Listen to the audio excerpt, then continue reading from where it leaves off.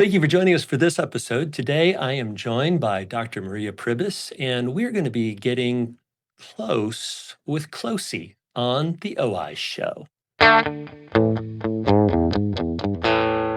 Before we get to the show, I wanted to mention how grateful I am for Orasis and their support of this particular episode. I reached out to them and said that we were going to be doing some innovation talks about new technologies and breakthroughs in the eye care space, and that we wanted to feature Qlosi. Asked if they would be a supporter of this episode, and they said absolutely. So thank you to Orasis for their support of this episode and our conversation with Dr. Pribis. Now back to the show.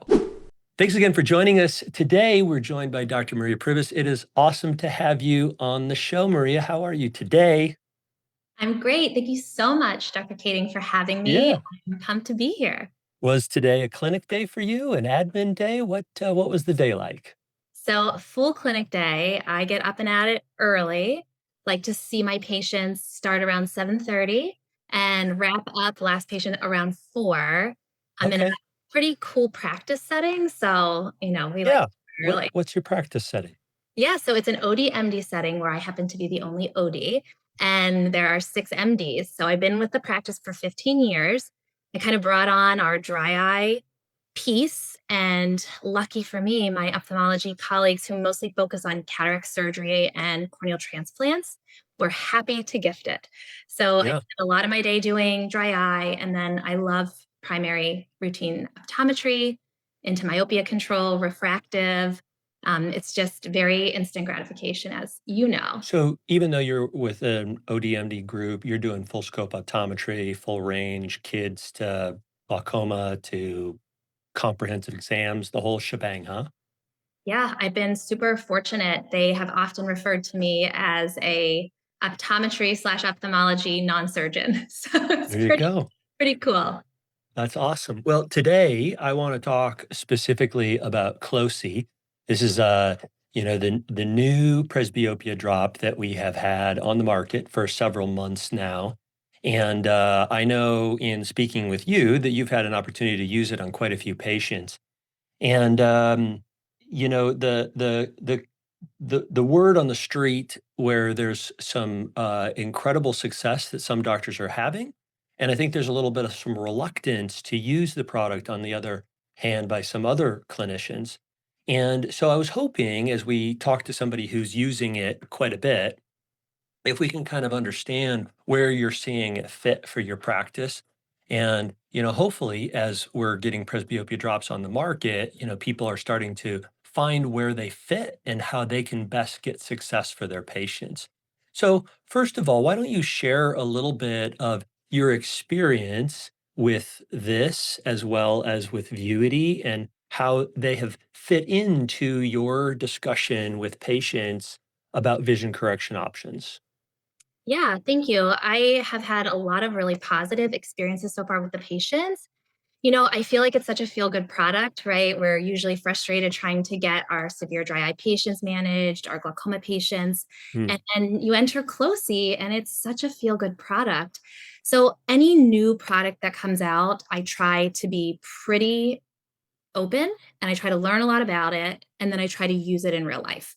And, I was the same way when Vuity launched several years ago. I had a whole list of patients ready and raring to go because I feel like we all know that the build up to that was years. So Mhm. when that finally came out, I had a lot of people try it. And as we know, there was some difficulty tolerating the side effects. In particular, the headache was the number one reason my patients actually dropped out from it. Hmm. And then I kind of just put presbyopia drops to the side for a little while. I had a handful of patients that still did Vuity. And then April of this year, when Qlosi launched, I was excited because I knew it was a lower concentration of pilocarpine. So then I just Mm. started using it. I kind of hit first off with just the classic emmetrope 45, 46-year-old early presbyope, right? So I wanted a couple slam dunks and they were Mhm. slam dunks, right? These patients were doing awesome. And then I got a little brave and I started thinking about my problem patients. Who complains to me the most? And I don't Mm. know about you, but multifocal contact lenses. right? Mhm. They are Definitely. frustrated because they don't wanna lose their distance, and almost all of mine, even, low or medium ad regardless of company, and I feel like we've got great products out there that keep improving, but they all need about a 125 reader to get through their day. So I Mhm. started trying Qlosi, and Now, let me interject for a sec. When yeah. you are using multifocal contact lenses, are you finding success with distant center or near center, or does it not really matter? So for my non-myopia control patients, right, I only ever use the distance center biofinity multifocal primarily. The rest of them, the near center versus, it doesn't really seem to matter for me. I find personally, the daily total one has been a pretty good multifocal Okay. um, to try all of the products that come out, but no, not Mhm. a significant difference. So what lens patients have you seen it work for? What multifocal lenses have you had patients succeed with Qlosi? Yeah, so across the board. So I started out with my low to moderate myopes. And as I'm sure you feel the same, I would steer clear closely with any of my high myopes. So anybody above a -6, I haven't tried it. I think in this study they had kept included up to about a -4.5. So I think that's fair. So my myope patients, my hyperope patients, one of my best outcomes was actually brand new to me. Okay. One of my colleagues referred her, 50s, travels all over for work, and hated her readers. Okay. She's a Uh-huh. hyperope and a presbyope. So she was about a plus 150, plus 175 sphere, and then an additional about a plus 175 plus two ad. She failed multifocal contact lenses. She could not stand her distance. So she had a really difficult time. And she actually had come in to see me late April. It had to have been right after Qlosi launched. And she came in to break the news and say, I'm so sorry, but I just can't do multifocals. I'm just going to go back to my progressive glasses. And this is just life as a 50 something year old woman. And I said, "Oh, Mhm. I hear you, but there's this new product." And I knew she was going to Asia. She had this big business trip lined up. So I put her into just distance contact lenses. Okay. So I corrected her hyperopia, and then I gave her Qlosi. I explained, do it 20 minutes or so before you put your lenses in, and then repeat it 2 to 3 hours later. And she came back because I was also following up on her dry eye a couple weeks later. And she literally sat down with a smile from ear to ear telling me how I had changed her life and how for the first time she'd traveled and hadn't needed her readers. And Mhm. in that moment, I remembered what the impact was of being an optometrist and really helping people see, right? Yeah. I am not quite presbyopic, but it's coming. My husband is very much flirting with presbyopia and in complete denial, but it's a big issue. One of my partners at work, he's 50, and he came into my office the other day and he's like, this presbyopia, it's like really bugging me. I'm like, we have this new eye drop called Qlosi, right? And he's like, you think I should try it? I'm like, yes, you should try it. And you can get some Mhm. samples as a doctor so you can test. Yeah. But Yeah. I would say the whole range of multifocals has been great. Yeah. So, just as a reminder to everybody, something like a AccuView one day is a distance center. So if somebody is successful in that and we use Qlosi, they'll get a smaller pupil, so they may get more of a distance and may not get as much of the distance. AccuView Oasis Max one day multifocal is a center distance. And of course, we know that Biofinity or ProClear, if people are still using that, can come as a distance center. But most of the lenses that most of us are probably using, other than those, the BioTrue, the Clarity, the MyDay, those are all center near, and um, there's also the monthly lenses, and most of those are center near as well, with the exception of the Biofinity. So I just wanted to bring that up from a product perspective, and you're probably saying, "Oh yeah, yeah, those are the ones that I use." Because I would presume that if you did have a problem with a multifocal contact lens wearer, it would probably be because you're taking away their mirror by potentially decreasing their pupil size. And so I just wanted to bring that up for clarity. And so with the multifocal contact lenses, that makes sense. You're getting a more of that near. The other great thing about it is that Qlosi tends to be a drop where we start losing some of that pupil constriction somewhere around 8 hours or after that second drop. And so if somebody's driving home after work from an 8 hour day, they may be getting more into that distance vision. And so it's almost as if it's set up for an office type of environment with the 2 drops per day. And the 3 things that I kind of prepped all my Qlosi patients, which I'm doing a little less of that now because I'm more confident with it, was Mm, that be careful driving, especially at night because of the potential dimming, headache, and then burning installation, installations that mhm. you're burning. Okay. So I myself actually have a little bit of a dimming and it comes on relatively quickly. And I've thought about that. Is that a good thing or a bad thing? And I think the reason why I notice the dimming is because of how fast the pupil constriction happens. Do you want a drop that the improvement comes on over like 3 hours? Or do you want a drop where the pupil constriction is relatively quick? Like almost a millimeter of constriction within 20 minutes, or a half a millimeter within 20 minutes. So that's a pretty substantial change for some people. Um, that much in that short amount of time. I'm a little surprised that you have zero reports. I'm not questioning you. Yeah. Or at But least they're from not that, complaining. but They're it not. makes sense that, if somebody said, it seems like somebody just dimmed the lights in the room just a little bit, and then it seems as if as the time goes on, people don't notice that as much, and aren't aware of it. But I also haven't had anybody complain of their night driving with it as well, and no headaches from you. So you did mention that you do still continue to mention the installation site irritation, as the study calls it, right? So there's some burning. What does that look like, and what have you seen? So most patients, and I had one of my early patients just do it in the office, and it did kind of seem to line up with what the study said.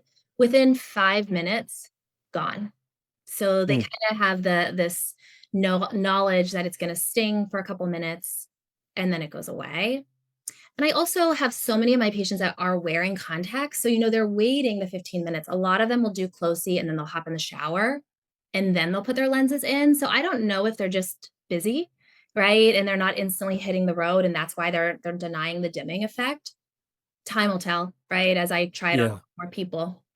Yeah. So in the study, they also asked the patients about the severity of the stinging, right? And can you speak to that at all? There was a higher percentage of patients reporting stinging than in the Vuity study. And that concerned me when I saw that. Yeah, so agreed. But, we are so used to talking about burning, right? In the dry eye sphere, We do. Yep. just kind of our spiel, right? Like the only drop I ever say, and guys, this will not burn, is my bell, right? Mm, And mhm. I always joke that it's to a fault because then the patient doesn't know if it's gotten their eye. But most of the patients kind of I plant the seed that it's very similar, right? I put fluoresce in almost all my patients' eyes, and they get that little burning sensation similar to just a burn. And that's usually the comparison I'll give them is that it's going to feel similar to that and that it should go away within a few minutes. Yeah. In the study, it was a report of all of the patients. The average was under 2 out of 10 for how bad it was, and the vehicle was a little bit less than Qlosi. So in all cases, and it was at the 1 hour time point, the right after the second installation. So in all cases, even after a several time periods of doing it, they experienced it, but it was a really low amount. And, I kinda joke with my patients, it's kinda nice that they put something in there so you got it in, right? Is the joke. And it I love doesn't it. sting, but you may notice that it is there. And, in any drop, that's gonna be the case, that there is gonna be some awareness. Even the vehicles and all the studies, we noticed that. So one of the things that, wanted to ask you, because you have such a large dry eye practice, is this a drop that you are going to avoid for your dry eye patients? Would you have, preferred to put Vuity patients in your dry eye patients' eyes? And is this different? Yeah, so I love that they made it preservative free. And Hmm. there's also some moisturizing agents built into it. And I have no qualms giving it to dry eye patients. Same if I haven't really given it to any of my glaucoma patients, to be honest, but I wouldn't have any real increased worry about increased dryness, staining, Yeah. the preservative-free component. I was really happy. Yeah. Beauty was preserved, so I would have been. Right. Well, knowing the dry eye practice that you have, we already have patients using drops a lot during the day.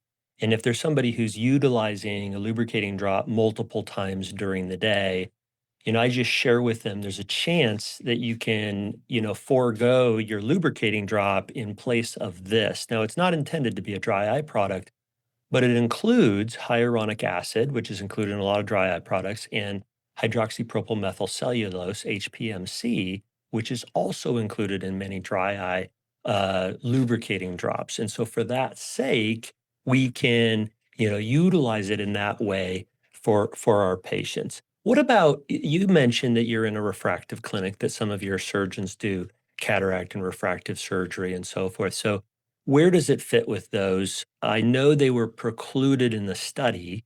Have you been utilizing it on a LASIK patients? I have. I've actually found that's another really motivated group of patients, right? They had LASIK to eliminate their need for glasses or contact lenses, and they get that wonderful, depending on, let's say they did it at 25, they could get anywhere from 15 to 20 years before presbyopia starts. And then all of a sudden they're reaching for glasses. So I have been trying it on those. Again, my only hesitation would be a former high myope. And I actually had a chat with a gentleman who had a great idea. If you don't know what their pre-op is, you could do an A scan and then see what their A scan measurements were to determine if they are safe to use it or not. So I loved that idea. And it's been working well. It's those early presbyopes who are post LASIK and they're happy. Well, in the myopia world, I nerd out on this, and unfortunately, it's still news to everybody, is that I care less about the refractive error that a patient has and more about their axial length. And the reality is that we have some patients who are -3 who shouldn't be in a drop like this, and we have some patients that are -6 and they're perfectly okay. So, unfortunately, not everybody is doing axial length on their patients. But if you have a patient who is a -6 and they're a 24 or maybe even a 25 axial length, they're probably okay. Whereas if you have a -2 or a 3 and they're a 25, 26, 27, you may want to avoid that. Now, that's not as often going to happen, but it does happen surprisingly often, and our K readings kind of point towards that. That's nerd out in the myopia management space, but it does apply. We need to not just be looking at the refractive error. You get to do it because you're in a clinic that has that type of thing. So a big thing. And because of the HA and HPMC, those post LASIK patients probably are getting that extra little bit of lubrication as well, I presume. Yeah, they like it. And another little pocket in that kind of surgical space is my surgeons in my group like Vivity, so extended depth of focus. And those patients also need about a Mm, 125, right? They opted out of Panoptics because they didn't want halos when they were driving. And they're really happy, except when they sit down to read, they need that reader. So I have a small number that have been trying that. The thing about Qlosi is a lot of it is we're not planning, follow-ups on a lot of these patients. So I'll have them email me or call me and let me know how it's going. And it's kind of comical because I often get no feedback and I have to think no news is good news. And then I see that they're refilling. So they're yeah. obviously loving it and using it. Yeah. Are you having conversations with people? I don't want to overcomplicate this because it's not a complicated, prescription to write. But, some patients, particular really particular ones about their vision, they put on their readers and they see perfect, right? The first day you use Qlosi, you're going to see different than when you first put readers on. How do you communicate that with the patient? Yeah, so actually I had my Oris's rep was really helpful actually with this. So I'll share. Mm, She said it great. She said that Closey does not provide magnification.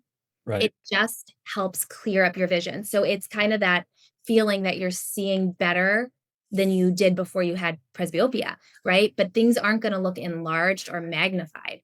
So it is different. And like you said, it does get Yeah. better as they use it, but it is a different, things are not going to look big. They're just going to look Right. clear. I have a thing that I tell all my patients if I'm gonna prescribe this to them. I actually make them promise me something. I say, "I'm gonna only give you a prescription if you promise me you'll use it twice a day for a week, and then you can choose how you use it after that." But they saw that in the studies, the patients who used it twice a day saw better on day 8 than they did on day 1. And so it's almost as if you give them that recommendation, like, you can't just dabble with this. You can't just put it in once and see how it works, right? Because it gets better as you use it longer. And I think I've found that any of the patients who did experience side effects, they don't notice them as much. It's almost as if they put that drop in the first time and then they're like, what am I going to notice? Okay, maybe I noticed something, right? So they're looking for it. Whereas when they're using it routinely, maybe they don't notice the side effect as much. I think that's definitely true. And I kind of give the analogy to a lot of my contact lens wearers, similar to when you first started multifocal Mm. contacts. They get better with time. And same kind of rule, promise me you're going to do this twice a day for 7 to 14 days to really know the full effect because of that neuroadaptation period.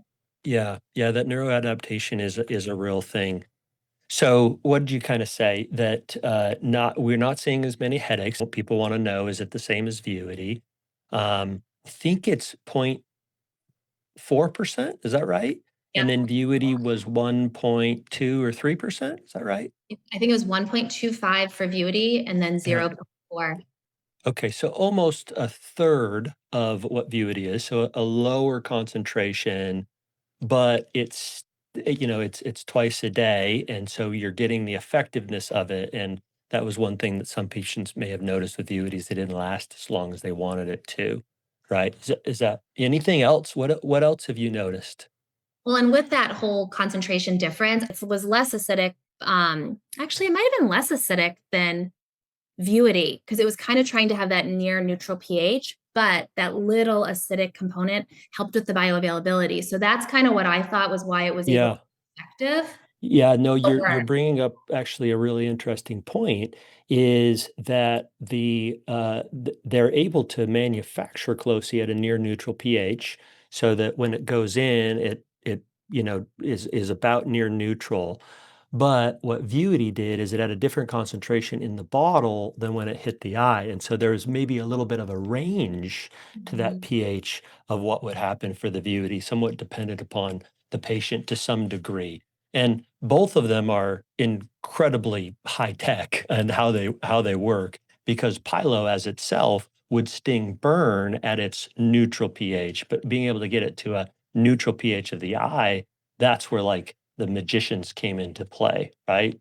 Yeah, it's pretty Yeah. remarkable technology. It really is Yeah. cool. Yeah.